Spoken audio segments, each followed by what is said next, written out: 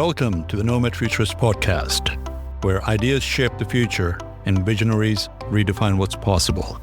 Join us as we dive deep into the evolution of technology, society, and human potential, spotlighting the voices driving change and reimagining our world. Connect with us and join us at media.nomadfuturist.org. The future is a story we write together. Let's kick it off. Here are your hosts, Phil and Nabeel. Hello. Welcome to Nomad Futurist. This is your co-host, Nabeel Mahmood, calling in from Manila, Philippines. This is your co-host, Phillip Koblence from Montclair, New Jersey.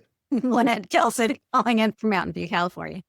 Well, Lynette, thank you so much for taking the time to join us today. We continually talk about technology and the sector, and I believe all what we have done is interviewed people from within the space. So this is a bit of a curveball and a new approach in addressing what we're trying to do as the foundation and charter to educate the younger generation, address the human capital deficit that we have talked about over the years, and bring younger people into the space and encourage other people as well that are in transition and potentially looking for a career change to come into the space, whilst addressing the local engagement from communities as well. So before we get started, could you share with our audience at a high level a little bit about yourself? What are you doing currently, and also how you got into that profession? Sure. I work with Mountain View Los Altos Union High School District, and I'm in a role that I find very exciting. My role is to engage with the community and businesses to provide work-based learning to our students. And work-based learning is educational vernacular.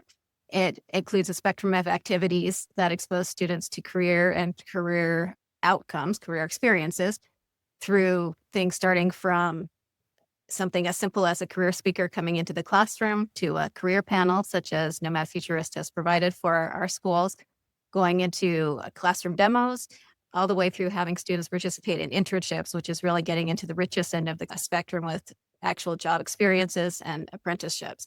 So I love to do this, and I believe in business and community partnerships. I believe in education, business, community partnerships. We need to bring all three together in order for our community to be stronger. So in this role, I get to do that. And that's how I met your team, which has been really fabulous. I got to this place. My background is I have a doctorate in organizational behavior, which is a subfield of psychology. I picked that because people spend more time at work than they do at home once they get into the workforce. And I thought that we should make the workforce something people enjoy. Deviated from exactly what I want to do in organizational behavior over time in terms of looking at those partnerships and wanting to find a way for people to explore what they might do in advance before stepping into it. So that's what I'm doing now, giving people an opportunity to explore, get a taste of something before they dedicate college time, money time, certification time, or even just going directly into a job from high school, where they're taking time to go into something where if they had a little time to explore in high school, they might have been able to check that off their list and say, nah, not interested.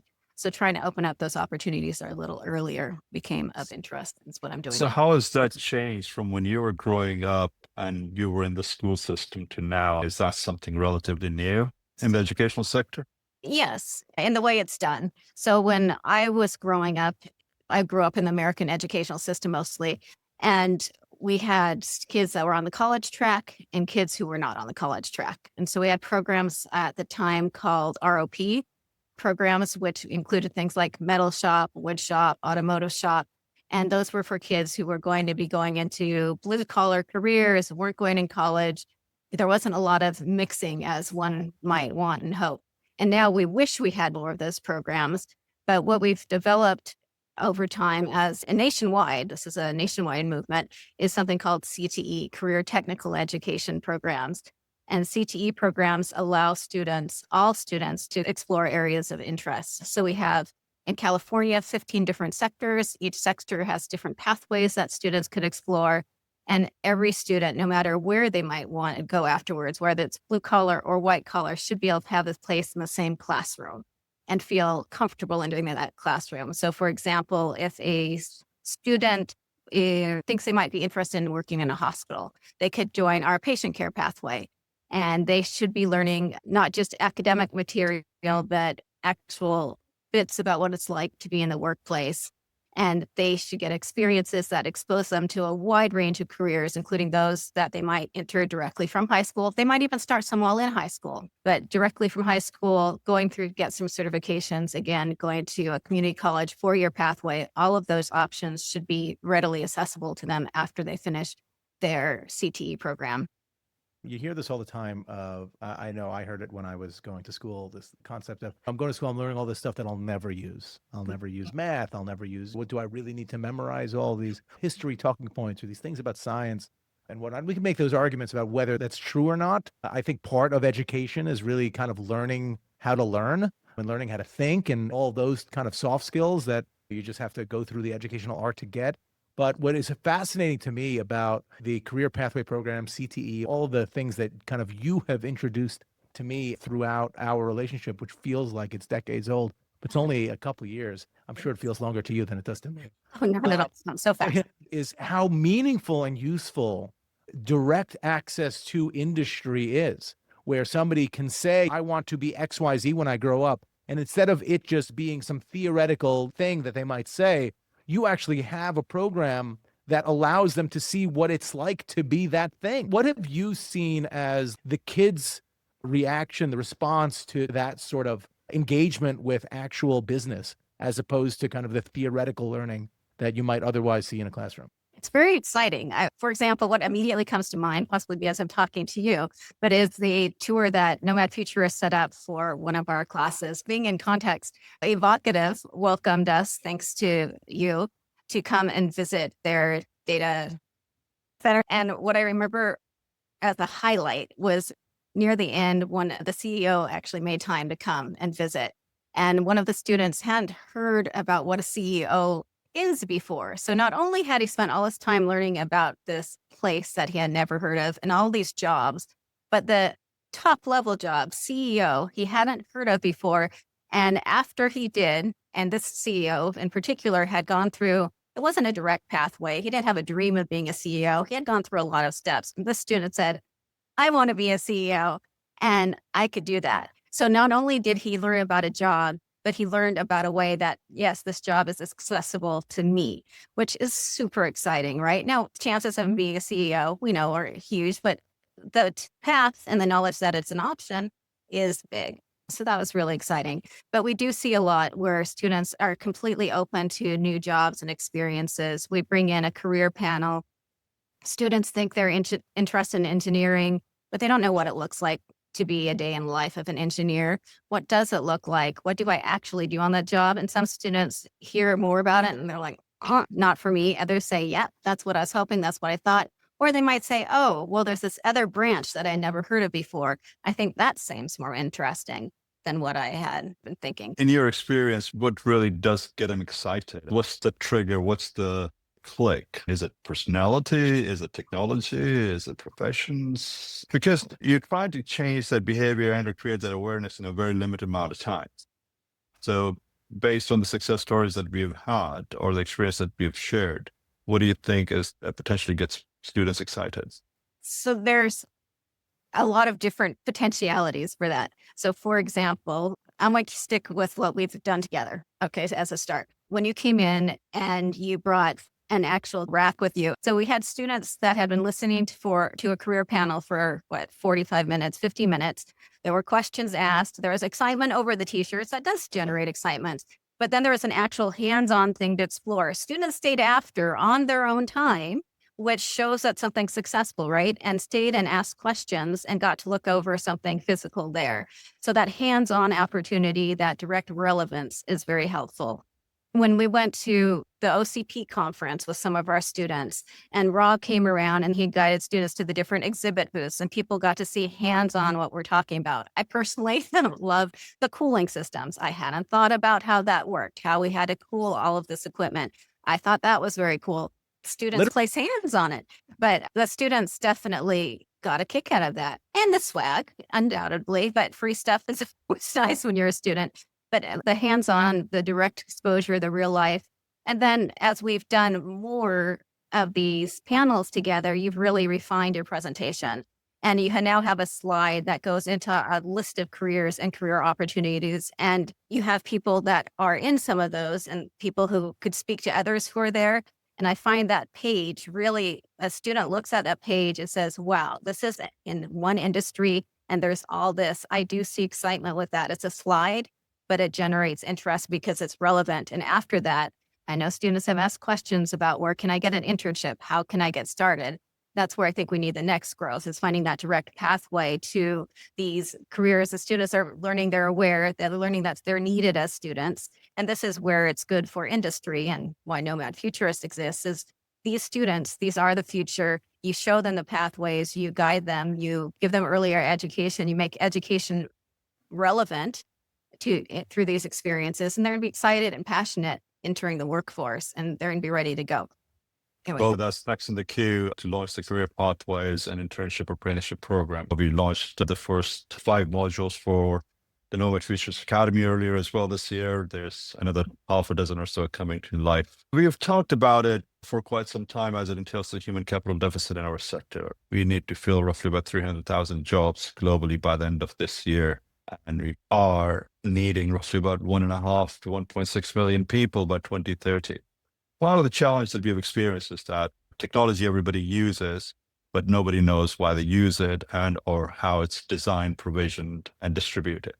The younger generations are digital native. They're pretty much born with an iPhone or a mobile device in their hand. Another challenge that we've got is that we've not had a education reform since the second industrial revolution. Things have changed. Learning and how people learn has changed as well. And when we started this whole initiative, we had a few roadblocks as well. Like we went in with the mindset of, okay, well, we know better. We know technology. We've got the human capital deficit. We are going to go tell everybody about the space and they're going to be all excited. They've been waiting on us, but that wasn't really the case. And you've been actually a great ambassador for us within the sector. Could you share with us that journey and how we got engaged, and how do we continue to expand that reach and replicate the model that we've been able to develop in Northern California throughout the world, or at least in the United States to begin with?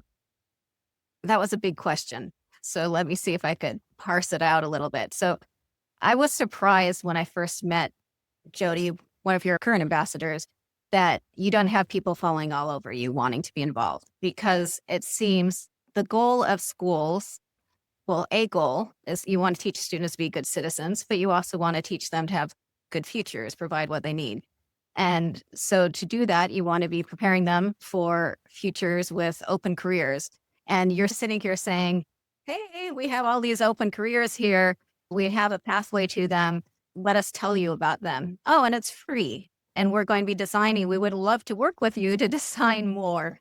And that we're looking for people like that. We're looking for people who understand why our students are important, who understand that our students are going to be huge contributors to the future. It's not, in a general theoretical philosophical sense, but in a real world sense. Our kids on their future, and those kids, as I talked about earlier, that we need all the jobs. We need straight from high school. We need college. We need everything in between. They're all equally important. They're all required. We need to show students that they're all valued.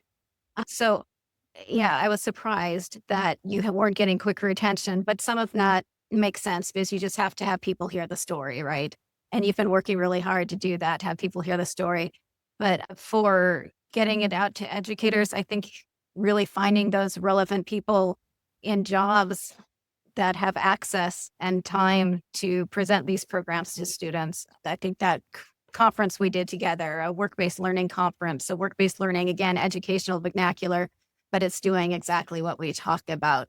That's most common within our CTE programs. Our district, I think, is awesome and novel because we provide work-based learning in other places. And other districts may do it not calling it work-based learning, but CTE is really phenomenal in that it requires work-based learning to be part of the programming. So in terms of finding other people who are going to hear your message and resonate with it, I think getting out to these conferences, obviously introductions, personal introductions and meetings are great, but conferences are the biggest way. I think all industries are their own bubbles, right? There is no shortage. We go to industry conferences. There's all this negative connotation about the digital infrastructure industry and how you're building all this stuff, but there are no jobs because it's just these robots that are in there and it's just machines, and there are no job opportunities associated with that. One of the huge data center developments in Portland was being done by Aligned, which is Phil Lawson-Shanks' company. And he was able to speak directly to that teacher. And subsequently, he came out to Portland to present to that group and walk them through what they were building and Aligned. So it's just that connection is unbelievably valuable. It's difficult to put words to it, but speaking to people outside of our bubble, speaking to this community of educators that just for not knowing that we exist, it would embrace us coming in and speaking to their students, especially without a cost. I think you hear about particularly public school education and how bootstrapped all of these initiatives are for any resources, et cetera. And I think in general, there's a guard that gets put up with any specific company that comes into a school and says, let me teach your students why my company is so good, versus an organization like ours. It's just like, we just want to tell you about this industry.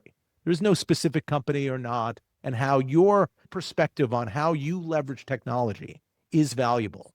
And there is such a kind of low barrier to entry because there just is not a traditional educational pathway to come into our space. And I think you were so open to bringing us in and allowing us to kind of hone the message at MVLA that there is no time that I speak on what this foundation does, that it's all about the experiences that we had at MVLA, which I think impacted me probably more than it impacted any of the students, because you got to see how curious they were and where their minds went. And the immediate questions after the panel that we had, the first questions that came up were about sustainability and what are the environmental implications of all of this. And what we tried to do and what we were able to hone at MVLA is kind of contextualizing what our industry is by having Christian from TikTok, and we had Shweta from Netflix. So once they hear those applications that they've heard of, their ears go up. And then we're like, all this stuff doesn't exist but for this industry that we're building in these windowless buildings that are within blocks where people from your very own communities work there. From my perspective, made it click, which is that humanization and contextualization of what we do, who the people in our industry are, and how well the students just kind of embrace that entire world. And we couldn't have done it without you. What I'd love to see eventually with, you're the type of visionaries where this could happen, is we want a pathway where eventually you have all the careers sitting here. We have a pathway. We have classes, or we have students within our classes who know, okay, I've heard about this. I've heard about the data infrastructure industry. It might be construction. It might be our engineering students. It might be our computer science students. Who knows? It might be, our culinary students who want to feed them. But our students have heard about this industry.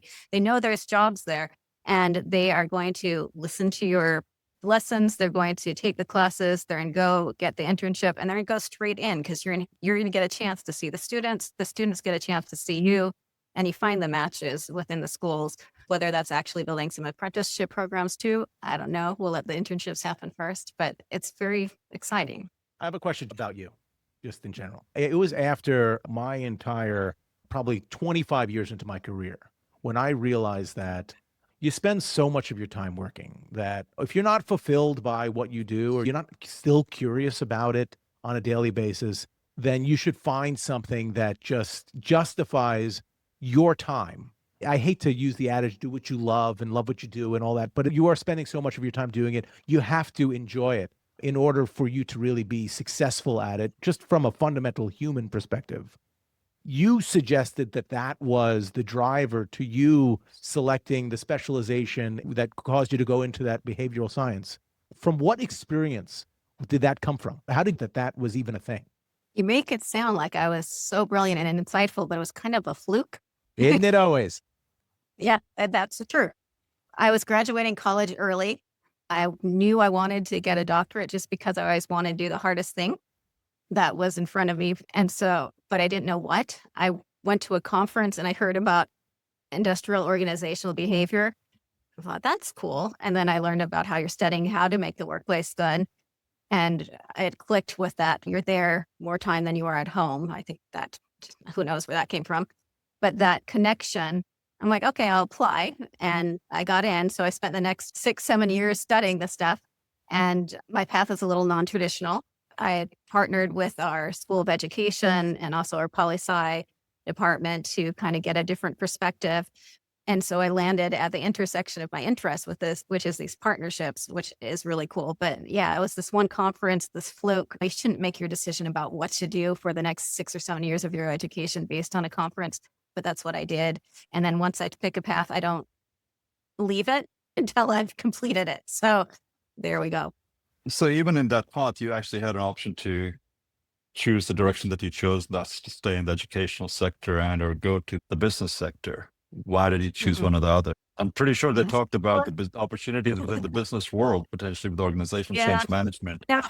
Sometimes I do think about going to the business side, but I'd still be interested in doing what I am now and working on partnerships with communities and working on partnerships with the communities and around them, because I think that's so important. But I have thought about doing it from the industry side. But the education side currently has a more direct pathway, a more consistent pathway to that work. Although it's not in every school district, you have to find it. I want to learn a little bit more about, so you mentioned ROP, which I totally missed in the American educational system. What does that mean? Or what was the term that acronym stood for?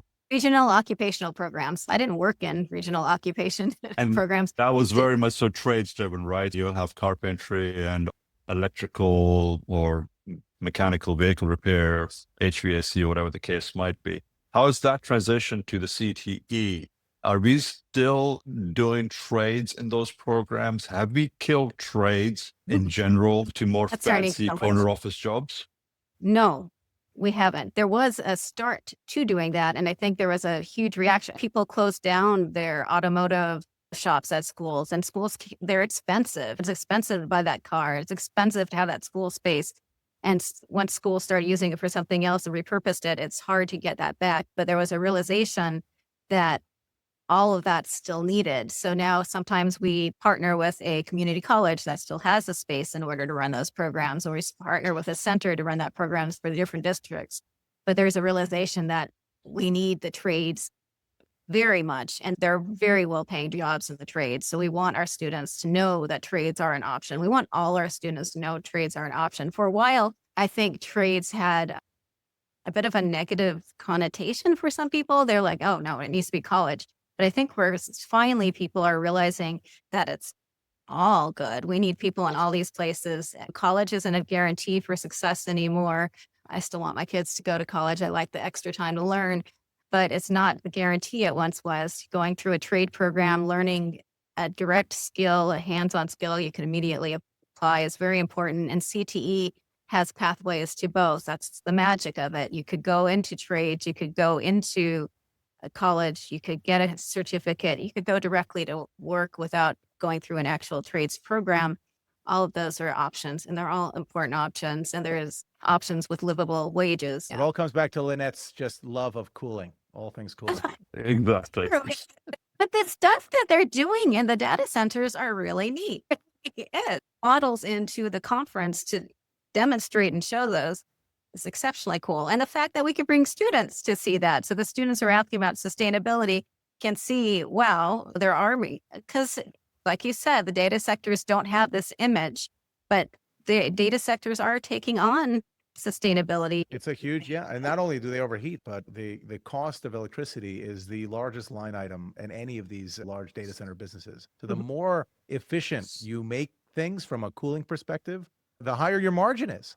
I want to suggest this because we're trying to make the world a better place, and yes, we are, but it's because it also kind of dovetails with the bottom line of the economics of what it takes to make digital infrastructure business work. And I think that's where understanding the fundamental elements of digital infrastructure, of all of those things, I think it will click. I think because I find that theoretical teaching obfuscates the subject matter a little bit too much. And the concept of learning through work-based learning, it just makes all the sense in the world, because that's how anybody learns how to do anything. That's how you learn when you're a baby to stack blocks, is by somebody showing you how to do it, and then you're kind of mimicking it, and then you understand the fundamentals behind it. And I think we as an industry are at a stage where, because there has not been a significant change in the evolution of, say, STEAM curricula, to cover what the data centers do and how, and the history of the internet and how the internet came to be and how all of these things that everyone is biologically addicted to actually work. it is incumbent upon us as an industry to fill that void. And I can't think of a better way to do it than through these work-based learning programs. And I will say this, I graduated high school in 1996. I don't remember any of it. It's not that I don't remember high school. I totally remember being shoved into the lockers and all that. But I don't remember any of the kind of career pathways, the shop classes. Yes, there was like photography and there was a like wood shop and metal shop, but it had nothing to do with the school district trying to get me to find what my most valuable kind of way to enter society was. It was simply a way to go to college. The only pathway was you go to high school and then you go to high school in order to go to college, and you're just following this track that everyone has followed. It does sound like these programs are a lot more prevalent, certainly in California where you were. It just wasn't the case, certainly on Long Island where I grew up. And I hope that's not true today, but I think the career pathway programs make so much sense to me. And to think that wasn't the case just suggests lost opportunity, because you have a captive audience there that are not only willing to learn, but would love to find a way to have these significant outcomes that could come from finding their path in life early. Well, also not just being willing to learn, but passionate about it, finding that thing that where suddenly, oh, you want to do the homework. I was just talking to somebody about that he started taking computer science classes, and he said for the first time, he wanted to do the homework. He wanted to do more. So exposing people to enough that they could find that area of interest where they're really engaged makes it everything worth their time. I'm experiencing that with my two kids. I've got a 16-year-old and an 18-year-old. The 18-year-old is done with school. And 16-year-old, she's got a couple of credits left to finish high school. And the challenge that we've experienced with both the kids is that the current educational system is keeping them behind. She wants to graduate and be done with school and go to college. And whereas my son sort of actually lost a bit of interest in school because what they were teaching wasn't complicated, wasn't challenging him to accelerate, right? So he started taking other courses. He built his first liquid-cooled server at home. And I feel for a bunch of other students that potentially do have a lot of opportunity, but we are not exposing them to the sector and our opportunities for that matter. How do we go about addressing the fact that when we look around in the current space to become a doctor, a fireman, or a dentist, or an attorney, that's common. And that's what the kids are exposed to. But nobody really knows much about the data infrastructure sector. We've only been in existence really as a sector about 3.5 to 4.5 decades. How do we get that exposure, be front and forward facing with the students so that they start looking into this, besides what we're doing and coming out and speaking at conferences or engaging in STEM and STEAM programs? Because at the end of the day, you mentioned earlier that you got into what you're doing because of a conference and you kind of got stuck with it, right? How do we change that behavior that we're not just there once a year, but it becomes more of a muscle memory and they find their swim lane whereby they're passionate about it? I hadn't thought about it, but with you posing that question, textbook publishers getting into textbooks. So you start getting mentioned, and there's the hands-on portion, which is fascinating and engaging, but there is also always the textbooks and the academic portion. And you want to be getting into the engineering textbooks. You want to be getting into the computer science textbooks. You want to be getting, if someone's taking a construction class that has a supporting textbook, you want to get in that book, examples, things that could be built. You want the industry just to be coming up. Honestly, they're starting to have children's books about different industries. I don't know. Have you guys done that yet? I've seen the little onesies, but I don't think you have a little children's books talking about how does mom's cell phone work? Or We've gone so far, and I don't think we've announced it yet, but there are data center coloring books now that we're trying to get folks understanding. Do you have one? Do you have a coloring book? Yeah, I'll just pick them up in South of France. Yeah, These will be in the coming South of out France. relatively Right, soon. right. I think it's a great point, and I think we had talked about doing data center Legos, coming out with like different industry focused ways in which I think at some point you have to adapt to how the system works, how kids learn, and how students are getting information, as opposed to thinking that you're going to invent some new way for them to get information. So what a perfect segue that was. yeah, you need a game too. What can you do? Like, you have to cool the data center because that's what I'm interested in. You have to Clear. cool it in order to survive, right? Or to make your money, to buy your things. You need to There's this Trap whole game. element Yeah, of it's gonna be there. gamification that we were talking Right. about with a couple of our partners. So that's great to bring that visual experience to the students, as well as leverage technology that we are currently developing, building, supporting, that it's got to be hands-on. I love the idea of gamification where they can touch, feel, and see. So yeah, that's in the queue. So any of our sponsors, potential partners or whatever, that's next in the queue, folks. So start thinking, put your thinking caps on.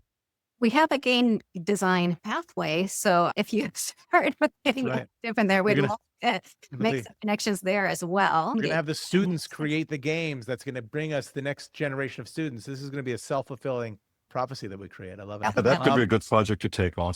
I have a question for first educator we've had on the podcast. And I know that you were not directly a teacher of students. You hear about all of the kind of disruption associated with AI in the classroom and the kids leveraging ChatGPT and all those things. And from a career perspective, people concerned about the fact that AI are going to take a lot of jobs and be a hugely disruptive force. And on the teaching side, AI has made it impossible to effectively grade a term paper because you could just use ChatGPT to generate any of the stuff that we traditionally ask kids to do. I remember being asked to do a book report every month. The idea of me going to get Cliff's Notes to understand what to read a book, none of that is even necessary. Even the cheating is quaint because now you could just kind of ask ChatGPT to create it. On both sides of that equation, what are your feelings on AI and the disruptive nature and whether that's an opportunity or something that your students are either fearful of or embracing, et cetera? Our principal at one of our high schools has developed a internship program for computer science students. And I know they have embraced EI as a topic. There's interest. I think everything new is scary. And as people learn, they learn how to integrate. We are constantly running into things. Robots are going to take all the jobs. This is going to take all the jobs. That's going to take all the jobs, but new jobs develop. So we need to be nimble enough to grow and develop with the new technology. I don't have a fear that we're in run out of jobs. Already just look at the problems for this industry with AI. It's using so much energy, so much power.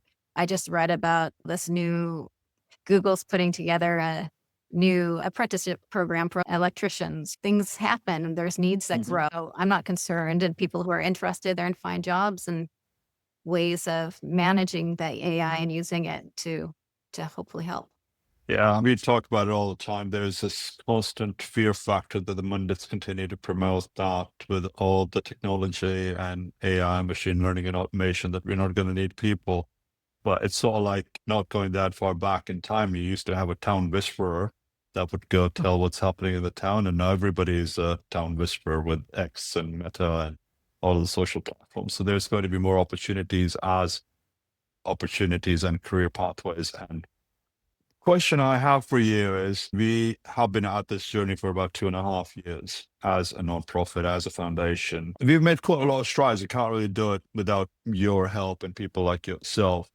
The question is that the task on hand is massive, right? It's a massive undertaking to address the human capital deficit and address the challenges that we've got forward with sustainability and climate accord and just the social accord in general, because there's a lot of fake news and or wrong publicity for what we're doing as a sector.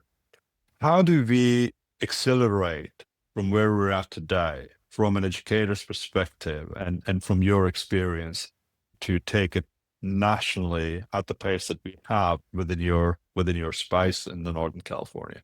That's a good question. Because there's a little bit of stop-start because we have the vision, but then you need time to grow it and grow it well.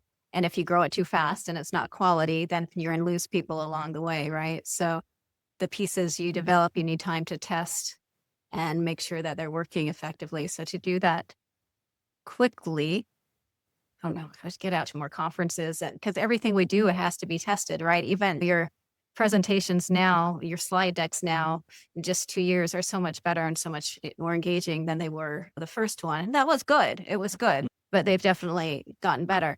To engage nationally quickly, keep building those pathways, because our students, they hear and then they ask about the internships and they start to lose interest because there's not anything they can do immediately. So they need that, okay, I'm learning about you. You're cool.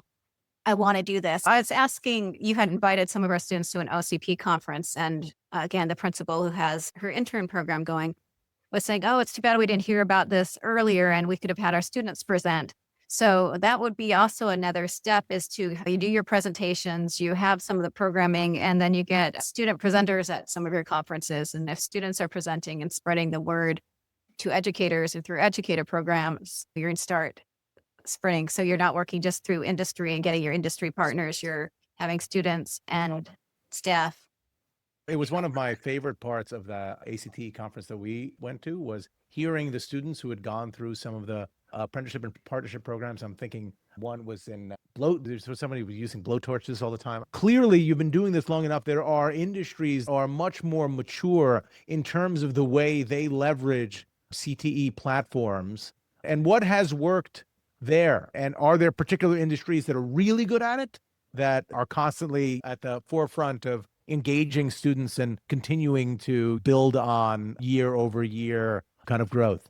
It depends. So every school district and educational system exists within its community. There's within different communities, there are different job sectors. So you might have a farming community that needs students in farming. And so they're going to have an agricultural program, and they're going to have a way of training the students, and they go directly to work. CTE could be a super great match. You see it quickly. There's this pathway. It's obvious. For you, where are your data centers? Those places that are your data centers, you want to be building that direct path. You want to have those internships so your high schools are feeding directly. So wherever you have a data center, you want to get into the schools around that data center and say, these are the opportunities. If only there were data centers in Silicon Valley. Oh, well. I know. guess Well, Yeah. yeah. But there's some. there are plenty. Look, I think that's what's so amazing about where you guys are physically located, is really that is where the internet was born. That's where all these chip things were born. You guys are within spitting distance of Google is in Mountain View.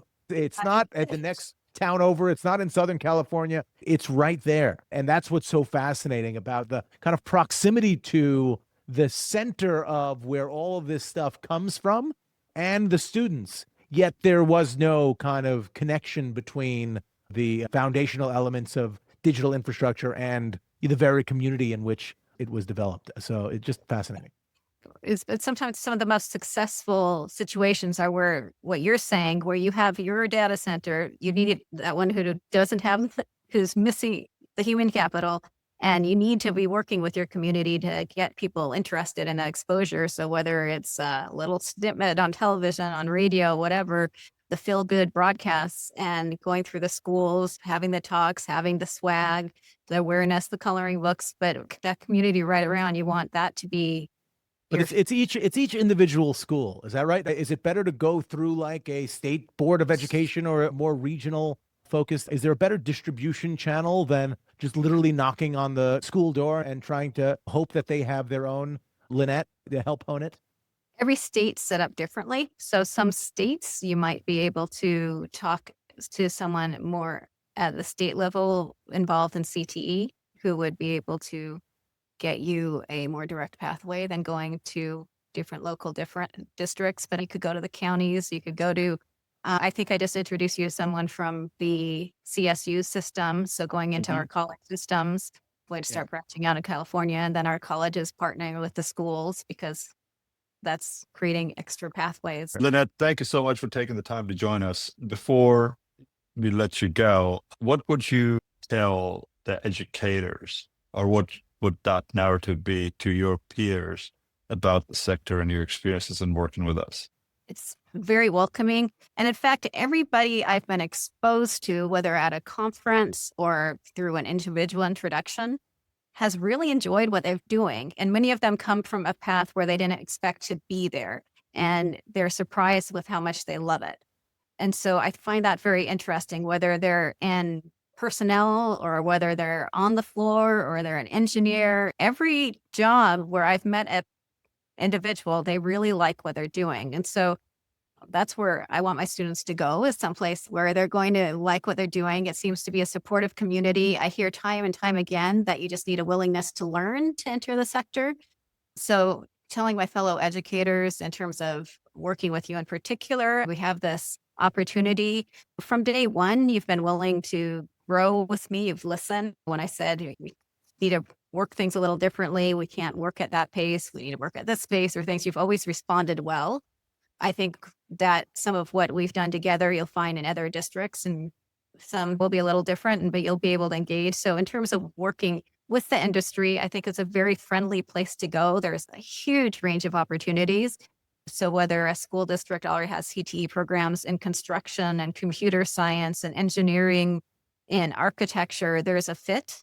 So there's a broad range of fit, and there's a lot of resources and a lot of jobs. So you're a good place to start exploring the industry, and you've been very friendly to work with. That's brilliant. Thank you so much. Really appreciate it. And thank you for all of your support and guidance through the complexity and the dealing with what we don't know and learning from you. So really appreciate it. Amazing. Thank you for being so open to join us on this journey. And what can I say? I love you, Lynette. Thank you. Thank you for having the vision. Thank you for joining us on the Nomad Futurist podcast. Remember, technology, markets, and challenges will continue to evolve, but those who adapt and prepare are the ones who will thrive. Embrace the change, stay curious, and let's build a future worth moving towards. The journey has just begun, and we're glad you're here with us. Visit us anytime at media.nomadfuturist.org to stay connected and be a part of the movement. Until next time, keep exploring.